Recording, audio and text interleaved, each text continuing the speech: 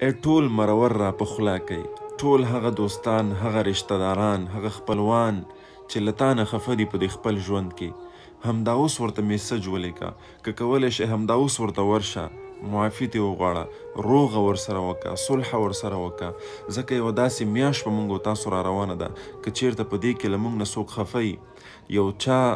زموږ د وجې نه د هغه زړه خفه وي یا موږ د یو چا زړه مات کړی وي،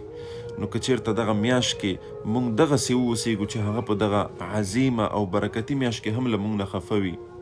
له موږ نه زړه ناراضه وي، نو دا یاد وساتئ د دغې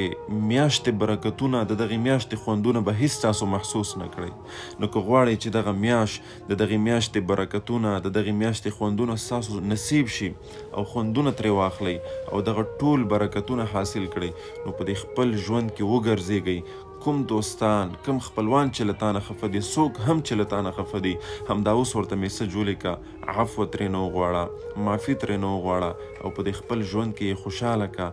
او آینده کې ورسره د ښه ژوند تېرولو وعده ورسره وکړه.